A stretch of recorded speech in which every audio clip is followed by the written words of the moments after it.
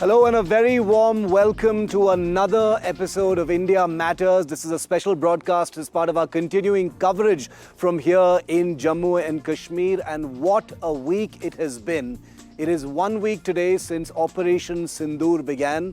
The Indian Air Force's targeted strikes on terrorist camps in Pakistan, followed by targeted strikes, long-range offensive strikes using missiles against Pakistani military targets. It is being seen as the biggest non-war military action in India's history.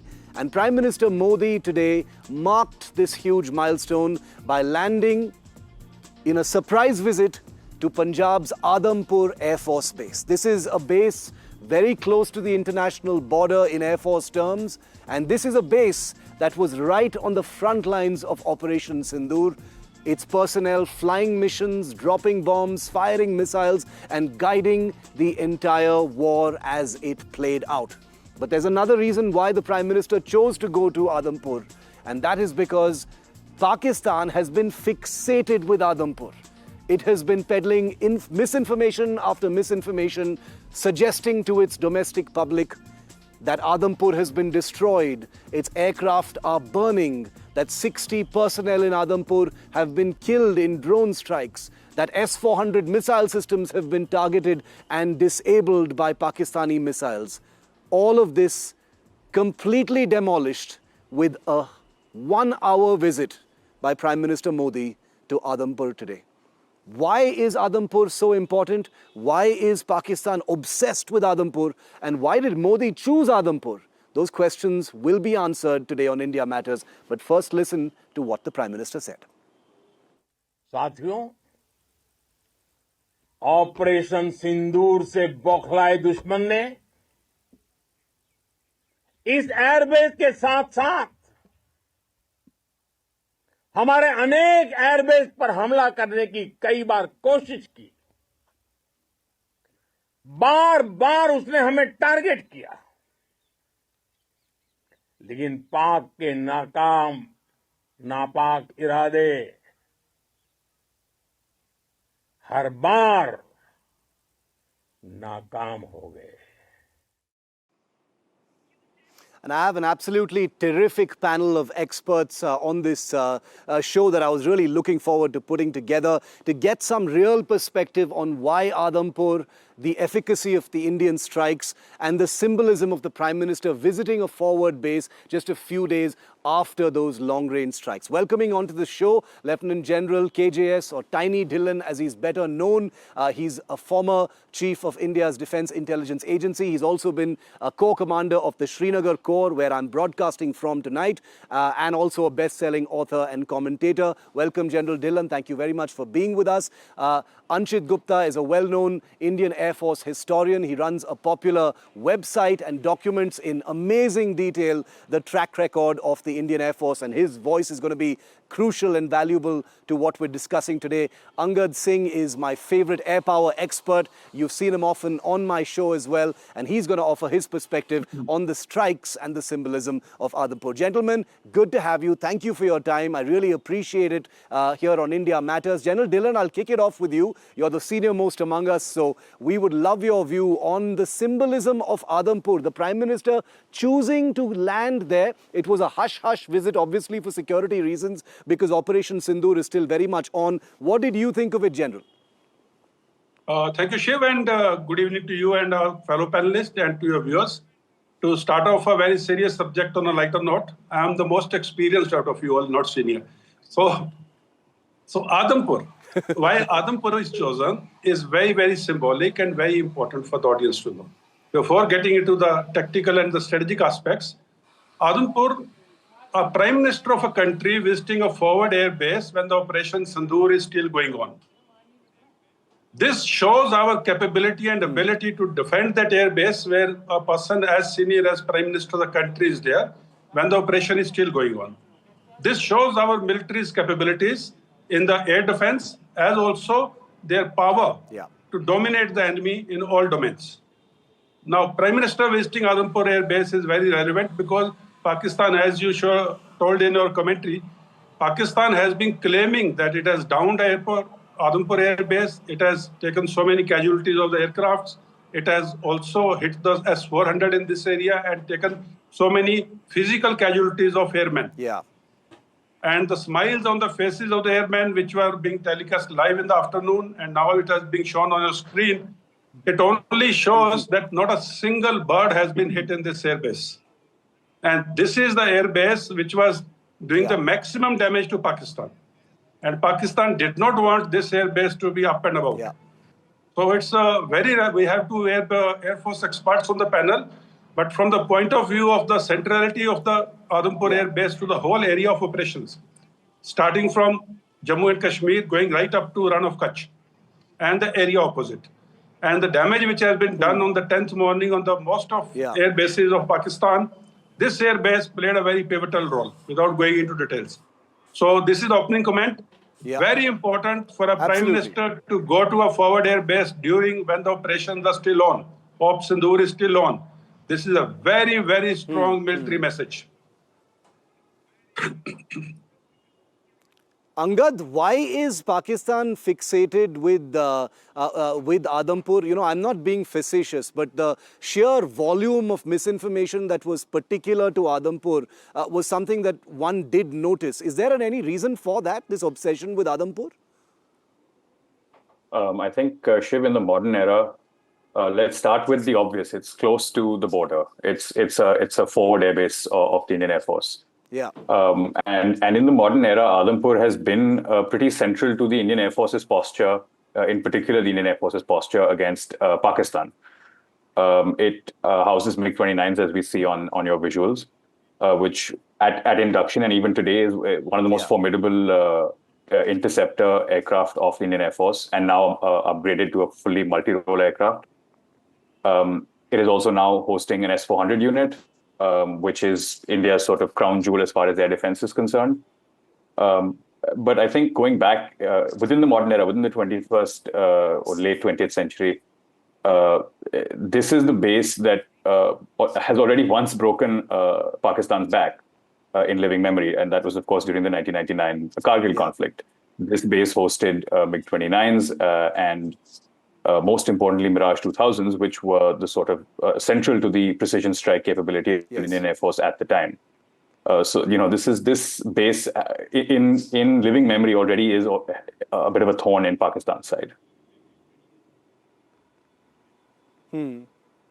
Okay, so it is a thorn in Pakistan's side. That is a phrase that did come to mind as well. Anchit, goes back a little backward beyond just living memory to a time before many of us were born. General Dhillon must have been a very young man at that time. But the 65 and 71 wars as well, Anchit, could you throw some light on that? That also holds some answers as to why we're talking about Adampur today, why Pakistan has, considers it a thorn in their flesh, as Angad said, and why the Prime Minister chose to go there today. Absolutely, Shiv. And before I answer that, I must compliment you and Vishnu and NDTV for an absolutely wonderful coverage, unbiased and beautifully managed. Coming to this point, actually, thank you. It is 75 years of Adampur that is important. Just to give viewers a context, before 1947, air wars were fought on the Afghan border. So when the partition boundaries were drawn, there were hardly any air bases on the Indian side. We had Palam, we had Agra, and we had Ambala. Yeah. And in 1950, we set up Adampur and Halwara as the two primary bases to fight everything on the other side of Punjab. That was the strategic beauty of this particular base. And since that time, since 1950, Adampur and Halwara, and Adampur more so, has been at the center of the storm for Pakistan. In 65 war, we have already seen in recent memory Sky Force, the movie, come up. That was 1 squadron, 8 squadron, 32 squadron. The 3 Mistake squadrons were based out of Adampur at that time. They made sorties deep into Pakistan. They also did counter-air missions in support of the army. And they were attacked on the ground. We lost aircraft in Adampur in 65 war because Pakistan tried their hardest to break Adampur, but they could not. In moving forward, actually, 1971 is even more interesting. Adampur was given a nickname. It was called Randhir's Air Force. During the 1971 war, the entire western border was on fire. There was one particular base that was never hit. Pakis could not hit that base, and it was Adampur. Air Commodore Randhir Singh, later Air Marshal, Amazing. was commanding Adampur at that time. The kind of preparation he did was so stringent that no one could break it. There's a very interesting story. There was a spy, Pakistani spy, who was caught just before the December 1971 war. He was sent back with an idea to Pakistan that Adampur is heavily protected by surface-to-air missiles. In addition, number 1 Squadron MiG-21s did caps dawn and dusk for the entire duration of the war. Not a single aircraft came near Adampur. Randhir Singh was given PVSM in 1971. Amazing. For a base commander to get PVSM is amazing. And that is the history of Adampur. Adampur has forever been in the storm. Defense ministers have visited Adampur before. And as Angad said, that continued with 1999 and 2025 has been similar. Very. This is incredible. I mean, this kind of detail as to why Adampur is so important and evokes so much from a historical perspective is the reason why I'm so happy that, Anchit, you were able to join us. Before I head into a break, and I have more questions for all three of you, General Dhillon, I want to come to you about those smiling, happy faces of the air warriors at Adampur. They are in the middle of an operation, sir. They have just conducted Operation Sindoor. You know, aircraft from that base had probably fired some of those missiles, and the Prime Minister is there. What must have that felt like for the personnel there? It's important for Indians to be able to understand that from a soldier. Explain that to us, sir. Thank you, Shiv. Before I come to the question, you know, amount of information about Adampur Airbase I've just gained in last about 7-8 minutes is incredible, because I have gone past Adampur Airbase. I've visited Adampur Airbase. I don't know how many times, maybe hundreds of times. And coming to know of that place from your channel, through you and the fellow panelists, Angad and Anchit, I think very, very informative show is going on. Now, coming to your question. The smiles on the faces of the airmen who are surrounding the Prime Minister and who are interacting with him. And mind you, the operation is going on. There are people who are manning the system, the people who are manning the air defense, and all the systems are in position, even when this visit was going on. And all those people who were supposed to be off duty at that time, those are the faces you are seeing. And they would have just come back from their duty, night shift or whatever, and see the smiles on their face. This is what a leadership can do. This is what the morale raising can happen when you see your leader amongst you. And when you are winning, nothing succeeds like success. When you are on the winning side, these are the smiles which you see. And Adampur Airbase today is on the winning side after what we did to Pakistan in last 1 week. I can only imagine what the levels of morale must be. You've just come out of a combat operation. The Prime Minister has visited you. There is no downplaying the strength and the symbolism of what we're seeing. Angad, I'm going to come to you now. Operational details, the specifics of what the Adampur base may have done in Operation Sindoor is obviously classified at this point of time. The operation is still on, and even beyond, those details may never actually come out in any great granularity. But as an air power observer, as an expert and a lover of all things that fly, what kind of role, in your view, would the Adampur base have played? Be as specific as possible, because we're talking theoretics now. Right, Shiv. So broadly, Adampur would have served as a launch pad for strike aircraft. That is, aircraft that would be for the various strikes conducted across the past week.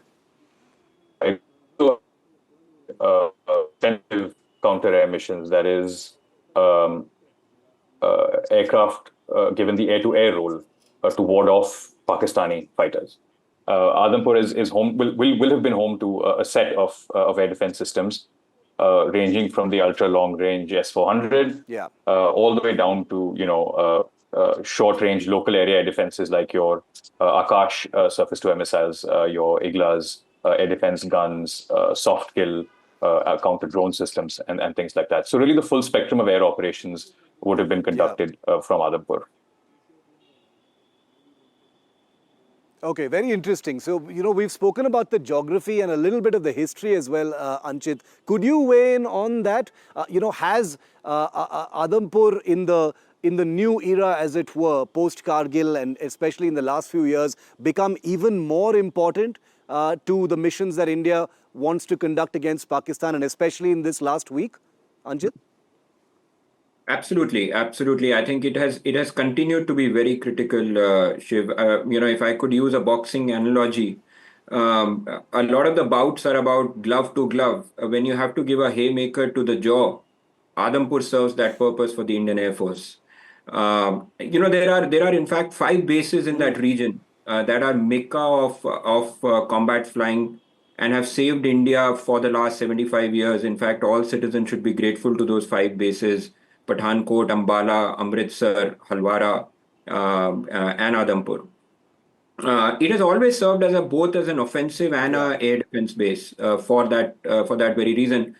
In 1971, the 101 Squadron got a MVC there. The CO got an MVC there for the action they did in Champ, which was critical to the army. That was taken out of Adampur. The roles may have changed slightly today because of the nature of weapons and systems at play, but its importance has not. Its importance has not. The roles have changed just slightly. General Dhillon, the symbolism is there, and obviously it was no coincidence that the Prime Minister decided to go to Adampur at this point of time. How do you see things going forward? We talk about deterrence a great deal, and this week, the Indian Air Force has done something, including from Adampur, but also obviously from other bases, that can only be described as military history from any perspective. And there are people all around the world acknowledging that and validating that and endorsing that. But what do you see next, sir? Do you think these punitive actions from Adampur and elsewhere have taught the adversary a lesson? It will deter it from trying anything funny in the future? Shiv, 2 things have happened in the last 1 week. One is Indian military's capability. When I say Indian military, Army, Navy, Air Force, capabilities to strike at will inside enemy territory.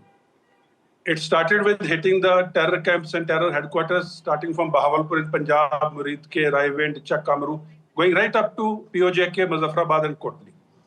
Pakistan's air defense could not stop or intercept our projectiles, which were designed to go and hit them in a very, very precise manner.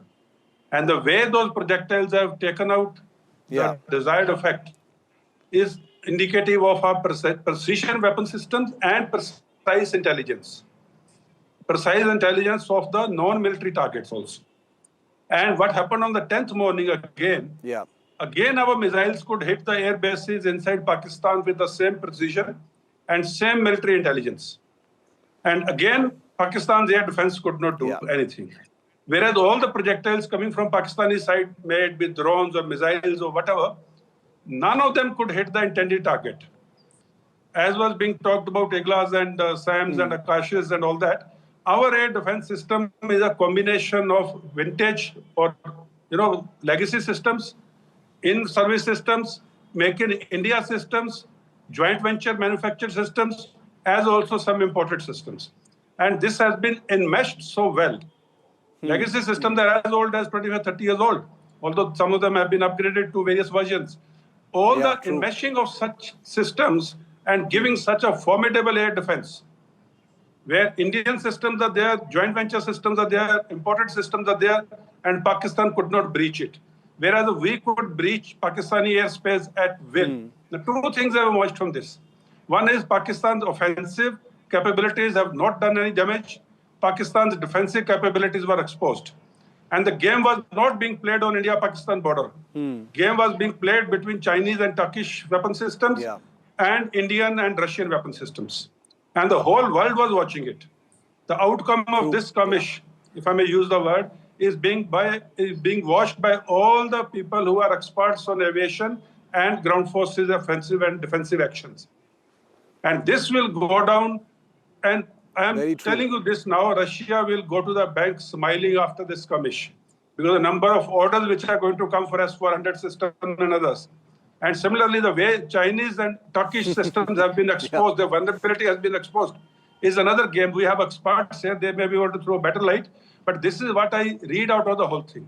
And going forward, Prime Minister today did not only speak to the men for... just give me 30 more seconds. Prime Minister today did not only speak to the men to do a shabash and raise the morale. He actually laid out a counter-terror doctrine for us. In the simplest of terms, he laid out what we'll do in case any terror act happens again on the soil of India. What will be our level and scope of retaliation? And that is, in the simplest of terms, I've ever seen a doctrine being initiated. Thank you. Very, very interesting, and I share your assessment. I'm almost out of time, but I'd like to end with Anchit once again. Anchit, you're a student of history, so you're rooted in facts and verifiable information and timelines and sequences. I'm curious to know what you thought, of the wave after wave of misinformation that Pakistan mounted specific to Adampur. Did that come as a surprise to you, or knowing the kind of thorn that Adampur has been in Pakistan's flesh, you weren't really that surprised? Anchit. No, not surprised at all, Shiv. And I would say this particular 72-hour conflict has been amazing to see what air power can do. It has shown to the Indian citizen what air power can do. Pakistan has tried its best to try and focus on individual skirmishes, on our losses. What is important are two very important. What is important are two things. One, we stuck 10 bases for a period of time. Pakistan Air Force was grounded. That is huge. Within 3 days, that is huge. The second very important thing is they escalated. We did not. But they failed because our air defenses held. Just put these two things together. This is an amazing thumping air power win. It shows what strategic air power can do. It shows what we have delivered as outcomes. And they want to distract us from that. Whether it is Adampur, whether it is saying we have lost aircraft, they want us to want this country to be distracted from the bigger picture. But the bigger picture is strike plus air defense in 3 days. The outcome is here for all of us to see. It's truly incredible, and the significance of the images that we saw today at Adampur, the Prime Minister in front of a MiG-29, the Prime Minister very prominently, perhaps today's most viral image is of the Prime Minister saluting, with a blurry image of a S-400 in the background behind him. This was actually the first time. Many people don't know that the S-400 had been seen in public. So for many of us who track defense and the Air Force, it was our first public view. Maybe my good friends Anchit and Angad have already seen it, but I certainly have not, and I know most Indians have not. But that was a nice nugget from the Adampur Air Force Station. But I'd like to thank General Dhillon, Anchit and Angad for this. As always, when I have gentlemen like you on my show, I learn more than a thing or two, and I'm very, very grateful for that. So, gentlemen, thank you for joining me on this edition of India Matters, and I look forward to having you back very soon here on the show. It's a wrap on today's broadcast. Thank you so much from wherever you've been joining me from.